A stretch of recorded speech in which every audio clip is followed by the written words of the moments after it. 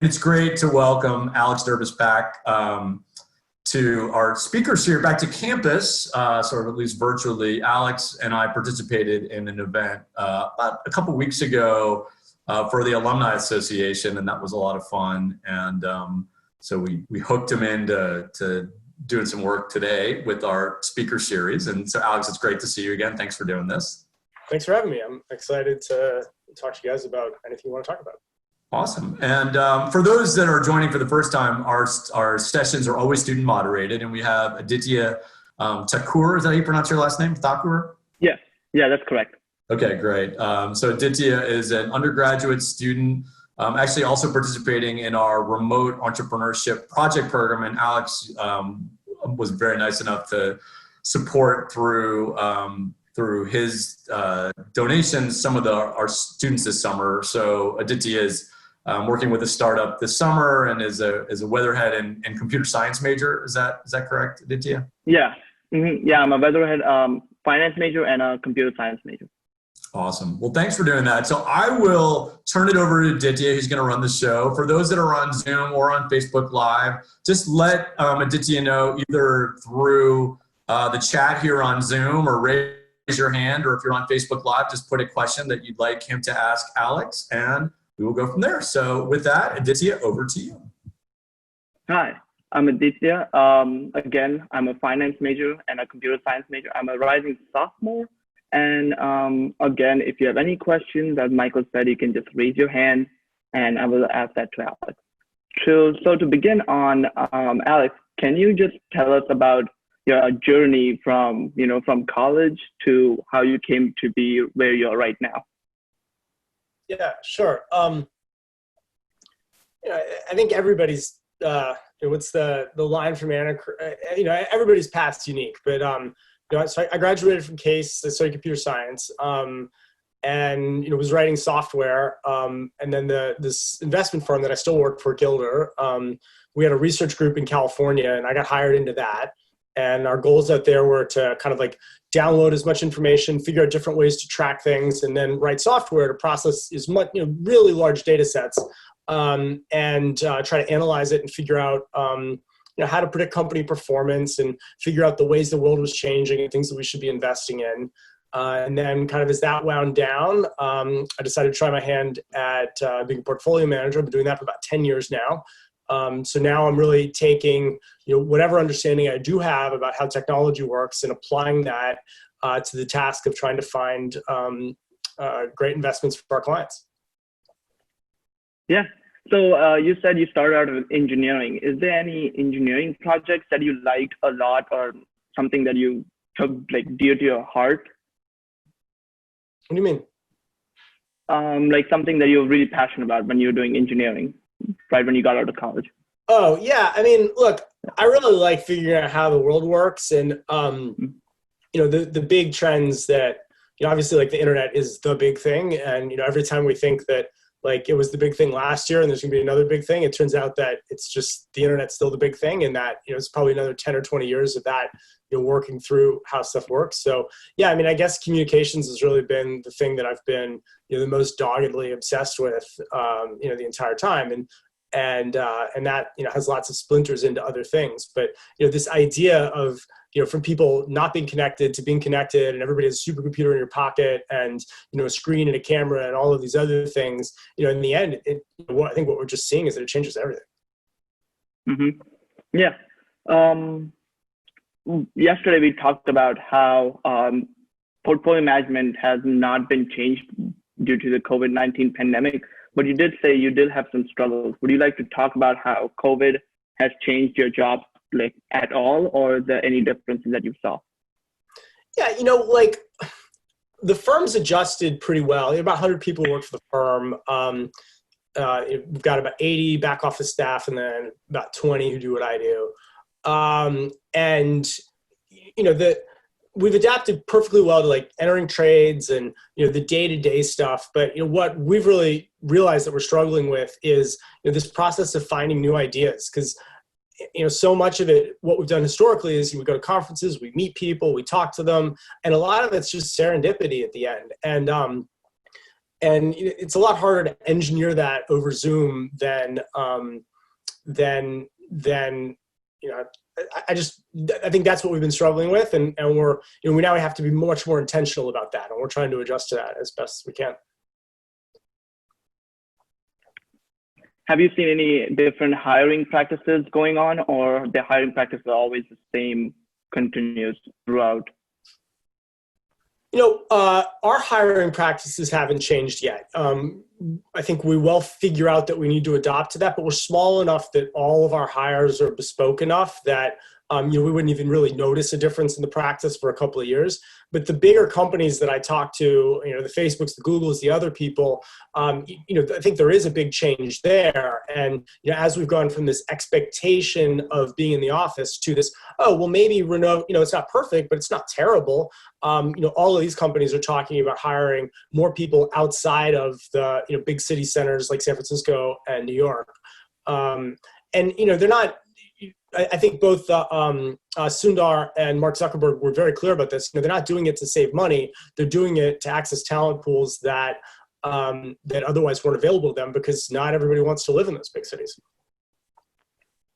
Yeah, that makes complete sense, because my father is also, he works in Accenture, and he was talking about how hiring practices have changed a little bit in Accenture too. That's why I asked the question, because my dad about it. So, and as you said before, that you went from engineering to portfolio management.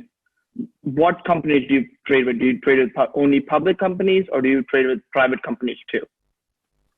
Yeah, so our firm, the way it's structured is we have about 10,000 clients, and each of those are just individual, normal people. And those people, what they show up for is most investment firms. They've got a bunch of rich people, and the number one goal of those rich people is I want to stay rich. And that's not what we do. What we do is we have normal individual people, and they come to us because they want to give us a small amount of their money, and they want to try and get rich. And that kind of ends up, there's kind of two reasons that leads us into staying with public company investments and not doing much on the private side.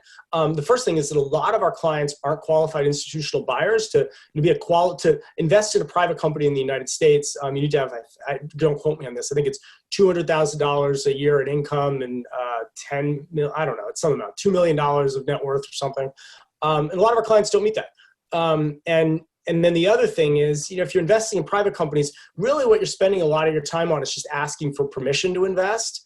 And that's just, that's not who I am. It's not who we are. We want to figure out what the great investments are, and then we don't really want to have to ask permission. And if you're in the public markets, I can show up, and I just did this last week, buy 10% of somebody's company. I don't have to call them. I don't have to talk to them. I don't have to tell anybody else what I'm doing. I just tell the traders I want to buy it, and off we go. So it's pretty much what you decide what goes in what you're doing right now, right? I'm sorry? It's pretty much, it's like what you want to do, you can do, and you don't have to ask anyone else to do it. Yeah, and that's a huge difference between the VC community and the public market investment side is, the big VC firms, everybody knows what the good deals are, and, really they're beating each other up trying to get permission to be the person to write the check to the hot whatever. And in the public market side, you don't have to do any of that. Can you talk about what you're currently doing right now at all? Yeah, so I could talk about, like, if there's something on our 13F, so it's publicly, there's a filing that, we and every other large investment firm files, lists what we hold. So if you ask me specific questions about what's on the 13F and, why we own something, I can certainly go through that. The compliance is very sensitive about, they don't want me to talk about something that, I can talk about something we just sold, so we're not involved anymore, especially one that's, been a terrible mistake and gone to zero, because I know you can't buy it. So I can do that if you like. Yeah. I have a question from Cooper Lyons. Cooper, if you'd like to unmute yourself and ask the question to Alex, you can. Oh, sure. Sorry. So what advice would you give a young entrepreneur in the age of COVID when so many small businesses and new businesses are failing? And along with that, what industries would you recommend becoming more well-versed in as the world and the economy is adapting to this pandemic? Entrepreneur, COVID, and adapting to the pandemic. look, the pandemic is, I don't think as, if you're starting something now, it's probably a great time to start stuff because the world's changing really fast. And, hopefully as an entrepreneur, what you're doing is you're betting on change and you're betting on, big markets coming to what you're going to build. So look, the pandemic should just help you out. Like maybe finding capital is a little bit more difficult or something like that. But, if you've got a good idea, it should just happen more quickly now. And I think the second portion of that is just even more true. Like, what we're seeing is that all of these trends, be it, the death of linear television, medicine moving online, the Zoom call, all of this other stuff that was probably going to happen anyway over the next 5, 6, 7, 8 years. It's happening over the next 3 months. And so I think there's, huge, rich, fertile ground from, and if you just look at Zoom, like in February, my mom didn't know how to use Zoom. And now everybody knows how to use Zoom. And, one business that I'm pretty deeply involved with is the solar industry. And it's completely transformed the solar industry because the sales process in the solar industry used to be a salesperson goes in, they sit down at the kitchen table, they talk to the husband and the wife, and they convince them why they should buy the solar system. And now they know with, like 94% certainty that the husband and the wife know how to use Zoom, and all the sales has moved online. And sure, they're not closing as many deals. Maybe they're closing a quarter of them instead of a third of them, but they can do twice as many calls in the same day. So their efficiency's actually gone up a lot. And I think that basic application of the use of technology is accelerated is true across essentially the entire economy. And if you pick the thing that was the most stuck, maybe it's medicine, maybe there's something even more stuck than medicine, and you go poke at that, there's probably a lot of opportunity there because in these moments when things get unstuck, there's opportunity for the new people to innovate and deliver value because all of a sudden people are hungry for it. Awesome. Yeah. Thank you so much. Sure.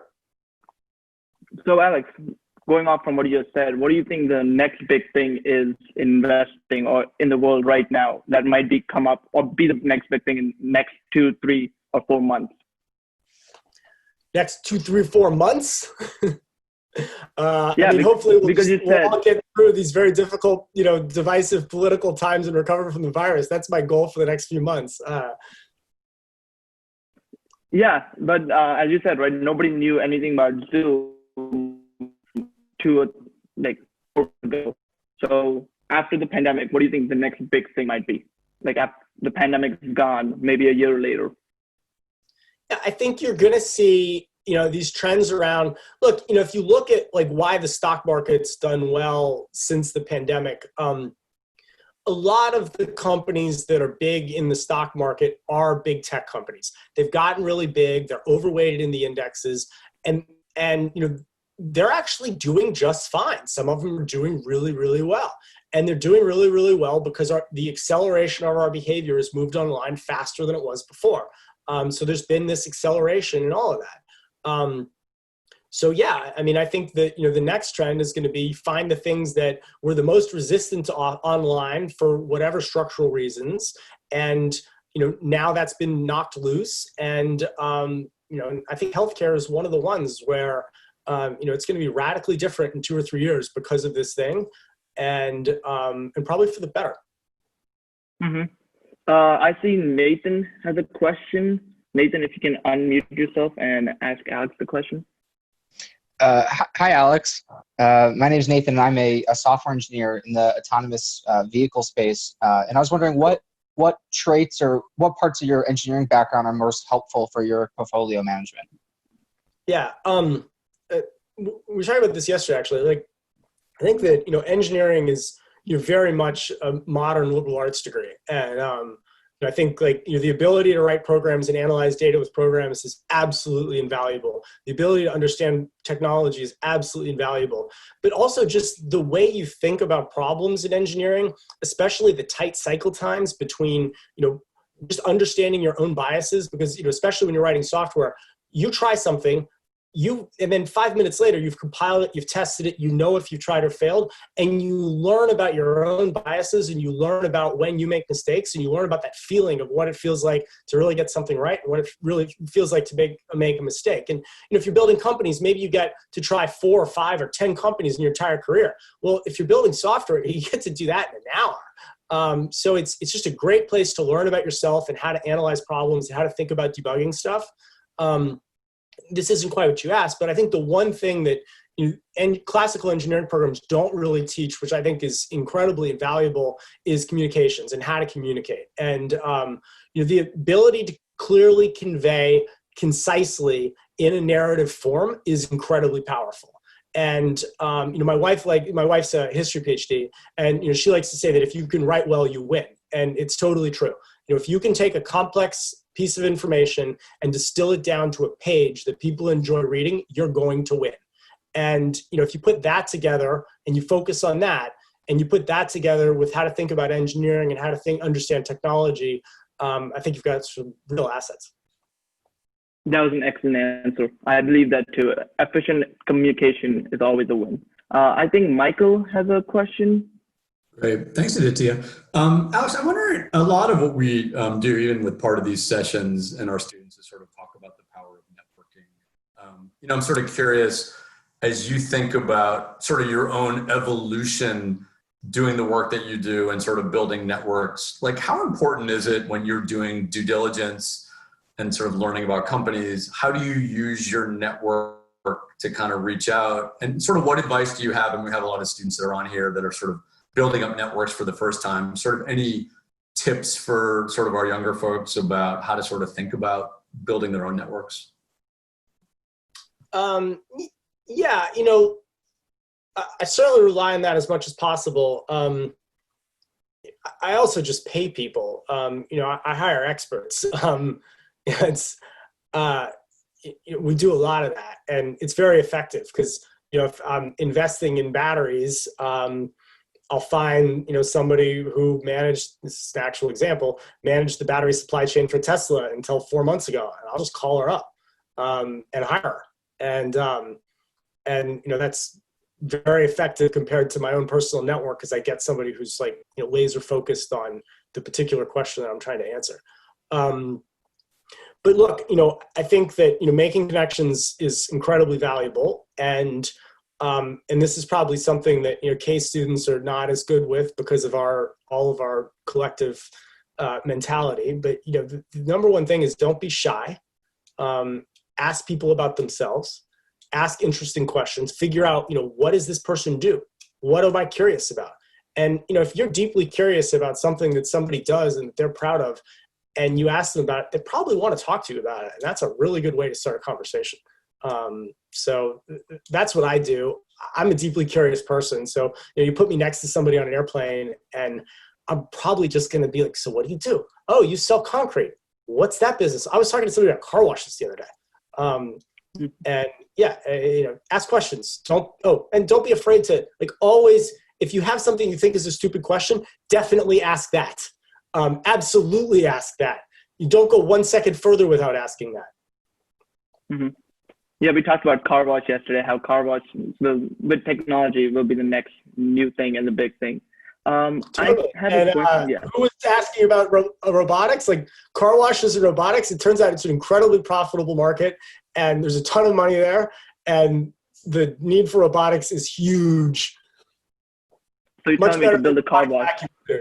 Robotic car washes. You heard it here. Yeah, so I should build a new robotic car wash. So yeah, I have a question from LinkedIn Live. The question says, "Hi everybody, Mitch Webb here, 5th year management major focusing on innovation and entrepreneurship. For Alex, could you discuss your experience founding etool.com? Any specific lessons you took from that?"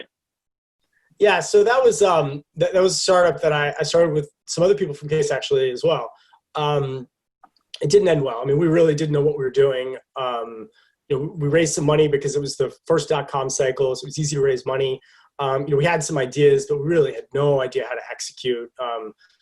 It was entirely, a complete failure. I learned an incredible amount, but lessons I learned. I learned a lot of things about what not to do.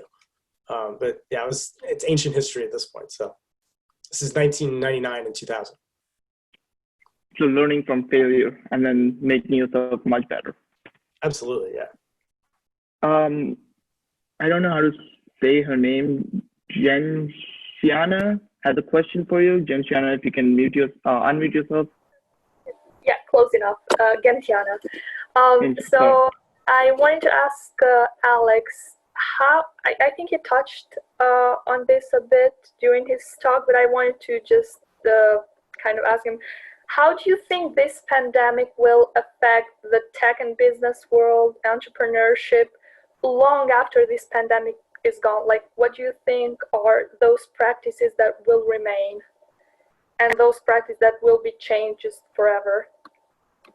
Look, I think it's probably more valuable for me to turn around and ask you guys that than for you to ask me that. I don't know that I have any special insight into that, but look, everybody has a normalcy bias, and all of the Zoom stuff has become the normal, and so I think that everybody, at this point, like, you ask people, are you going to be going blah blah blah back to blah blah blah, and everybody says no. But my opinion is like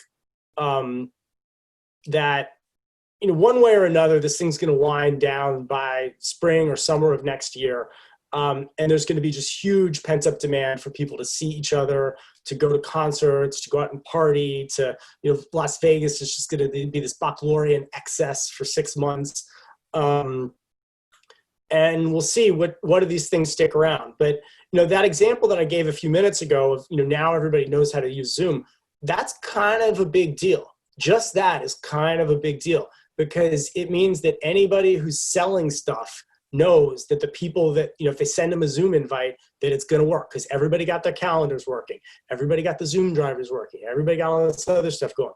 And just that one thing is a huge deal.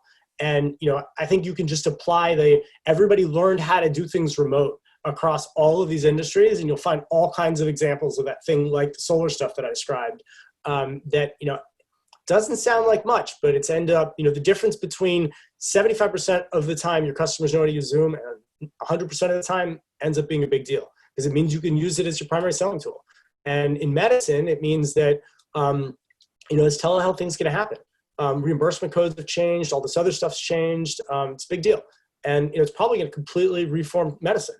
And it's going to happen in some deep ways, because all of a sudden primary care is going to benefit from scale in a way that it hasn't before. So there's probably a bigger advantage to being national than there was before. There wasn't an advantage at all being national before. Now all of a sudden it's probably an advantage to being national. So you'll probably see some sort of new companies form, consolidation form, other things that make national networks of providers, because they can reach out to everybody across the country now. And you're going to see your payments are changing. Same thing, like Apple Pay adoption's gone up hugely. People are paying each other over Venmo. You're seeing all of these. My father was a lawyer, very interested in preserving old buildings, and he used to say that new ideas require old buildings. And I think what he meant more broadly is that new ideas require empty space. And one of the things that this pandemic's doing is it's creating a lot of empty space. You're probably going to see, 15, 20, 25, 30% business failure in New York City. And on one hand, that's terrible. But on the other hand, it's just going to shake loose a lot of cruft and stuff that was going to die over the next 10 or 15 years anyway. And your opportunity as someone who's younger and starting companies is to walk into that space, inhabit it, and do something amazing with it. So go do it. Yeah, I think Dave LaPuma has a question. Thanks, Aditya, and thanks, Alex, for doing this. I just had a quick question on your background. Obviously, you had an engineering background and then worked in engineering and then transitioned over to Wall Street. Just wondering how you felt like that's impacted your career. Obviously, the finance sector could definitely be found to hurt sometimes. So not studying finance and getting into it later, I'm sure has helped you out in your career, kind of having a fresh slate of thinking. So I just kind of wanted to get your opinion and your thoughts about transitioning from engineering over to finance. Yeah, sure. Look, I think to really make a lot of money and everything, you need to have something you believe in, and you believe in with enough conviction that you're going to be able to go through very difficult times when the price goes down 50%, or they make some huge mistake, and you're really questioning whether they can make it through it. And so you need to have that belief. It needs to be a big idea. You need to believe deeply in it, and also other people have to not quite see it yet, because otherwise the price is, is efficient. It's already there. And yeah, I think having a different background has certainly helped me, think about things a little bit differently and find things a little bit differently. I'm also just a difficult and ornery person, as you know, and I, that makes me, I think it makes me always want to be taking the other side of a group of people, and so I'm just kind of naturally pushed in that direction. Thank you. Hashtag difficult and ornery. That's going to be how we're going to promote this. That's what my wife says. So yeah, I have one question. Back to the 13F that you talked about earlier. Can you elaborate why on the 13F you guys have Chegg Inc. as one of the companies that you invested in? Yeah, so Chegg's, it's not my position, but look, our big idea with Chegg, you guys probably all know what Chegg is because you all use it. And I'd love to hear what you think about it. So Chegg's gone through this transformation from, selling used textbooks, which was, a great business model because the textbook companies charge $70 for something, you use it for one semester, then you never want to see it again. You certainly don't want to carry it around your next apartment. And, they've gone through this transformation from that to this online platform, that helps students with their assignments. And, there's a lot of the same things we were talking about medicine and online in the Chegg Plus Online. And, that is, they're taking something that was done very one-off without much scale to it, which is your professor and the 20 or 200 kids in their seminar that year, and turning it into something that then scales across all Chemistry 101 classes across the country.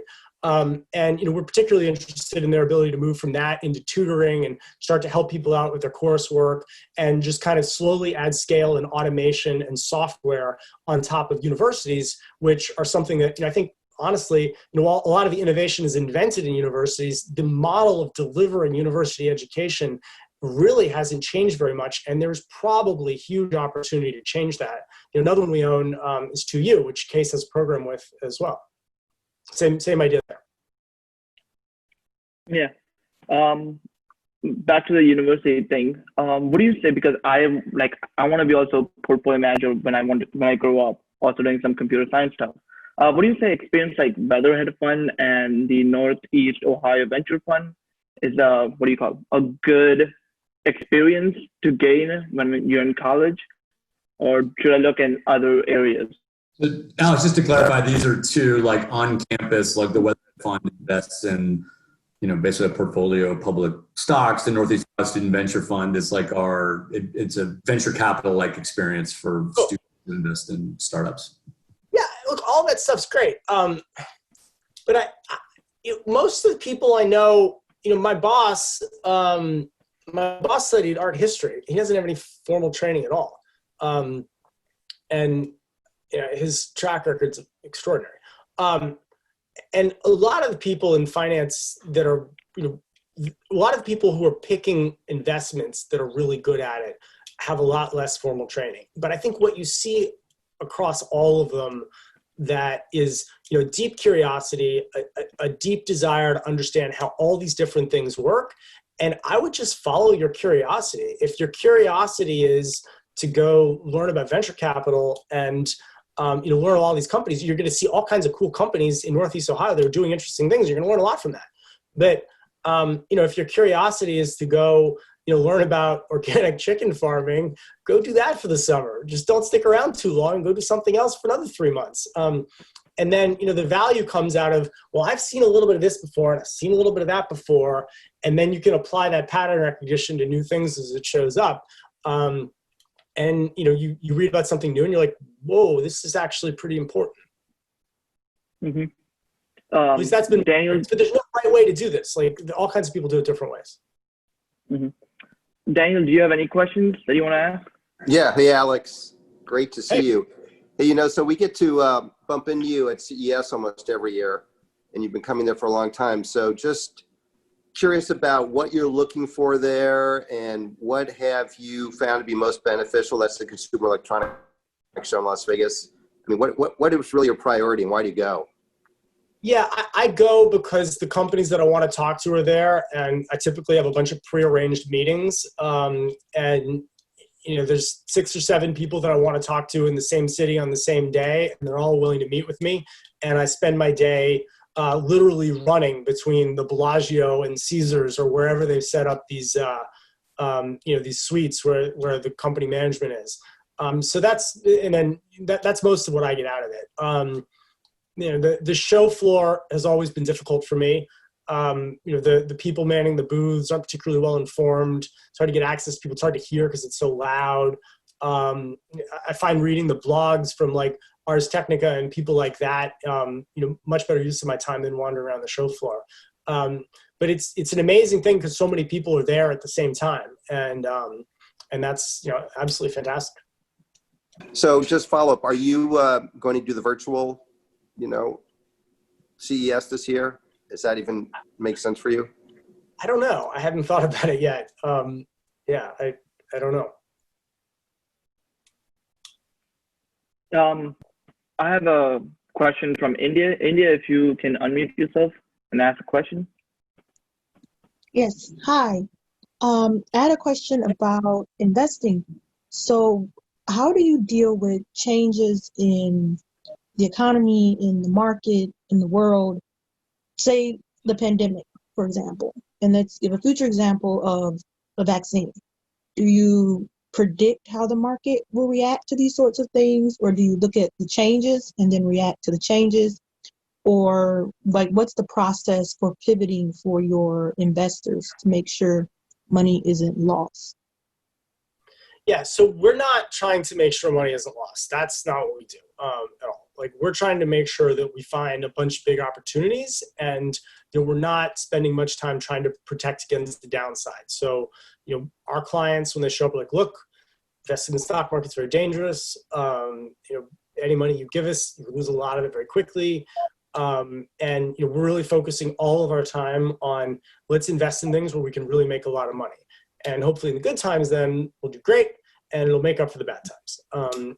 At least that's the theory.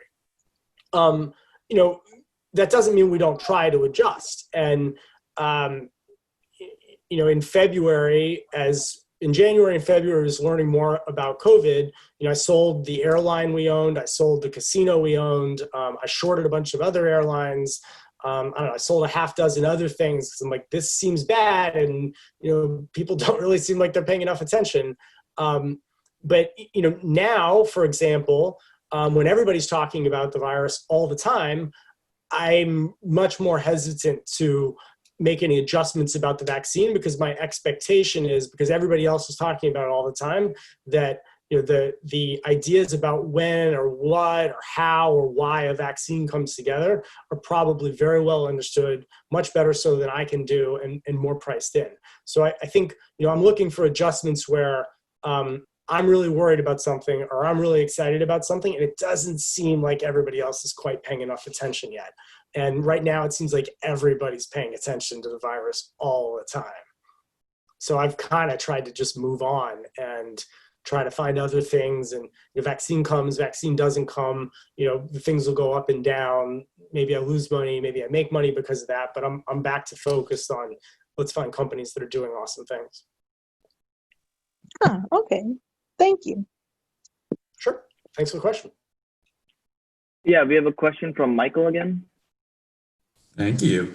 If you have a second, I'd love to talk kind of on changes in higher ed. I mean, you mentioned your investment in Chegg and 2U, and obviously given some of the dynamics even before the pandemic and where education might be going, those are two companies sort of well positioned for a lot of the changes that are happening. I mean, a few folks like Scott Galloway and others, I mean, there's been some interesting discussions about what this moment means for higher ed. Obviously, whether it's Case Western Reserve or other places where things are changing rapidly. A number of the folks on the call are back in Cleveland and will be on campus. Other folks, like I know Aditya is going to be doing his classes remote. I mean, any perspective on where you think higher ed may be going, just sort of based on what you're seeing and how that's influencing your sort of investment thesis?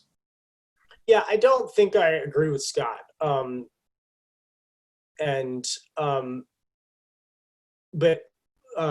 Okay, so look, I think that higher education is a branded luxury good, first of all. And, what does that mean? It means that we're incredibly brand sensitive. These schools, Case included, have been around for a long, long time. The name has incredible value. And, the price is almost secondary to the amount of time you're spending, at the school. So, the other side of that is that we've transitioned from schools have invested, because of the way that schools are ranked and some other things, they've invested just fortunes in improving the non-teaching and non-classroom experience. And you've seen huge cost inflation across higher education as the dorms have gotten better, the athletic facilities have gotten better, all of this other stuff that doesn't really deal with what was originally the core product. But then if you step back a little bit, that kind of is the core product, because it's, you're going to college, especially undergraduate, because it's a safe place to learn how to be an adult and to meet a bunch of interesting people. And so all that secondary stuff is actually pretty important. So you put all of that together, you've got very weak balance sheets across a lot of schools, cases, above that, but very weak balance sheets at a lot of schools. I think this is another example of one of these things that would have happened anyway over the next 5 to 10 years, and now gets accelerated to a period of not very long. But I think we're going to see 10, 15, 20% of schools close and never reopen. I think we're going to see a huge transition towards hybrid learning, and that's going to be dominated by the schools with the big brands, because they can attract students more easily. I think Case probably does pretty well in that as kind of a regional powerhouse, if they can adapt to it. So those are some thoughts, kind of focused on undergraduate and graduate school. And I think we're also going to see a change in the types of programs that people sign up for. So yeah, those are some thoughts. I'd love to turn that into a conversation. You guys are much more in the thick of it than I am. So if anybody thinks I'm an idiot, please, unmute your mic and jump down my throat about it. Let's go. No, you're right. I mean, and it's evolving quickly. I mean, I think whether it's graduate education and the business school and some of the dynamics around international students, which, I think many schools, including our own, but others, have been heavily relying on international student populations, that there's a lot of challenges on them getting visas this fall. I mean, there's a number of things at play, and some of it actually changes by the week. But yeah, I agree with all your points.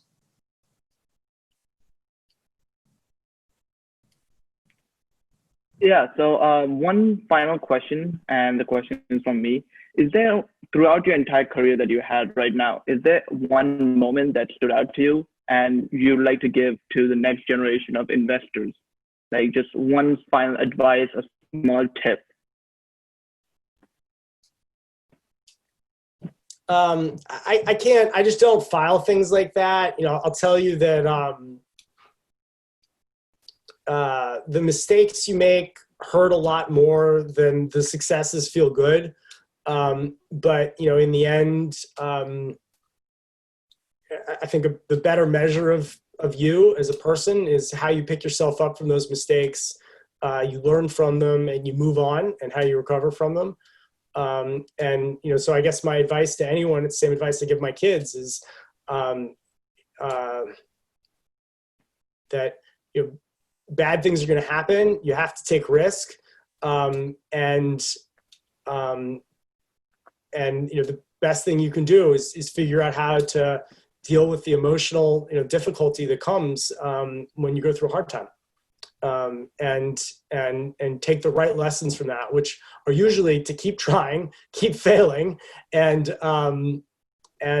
recover. Yeah, great advice.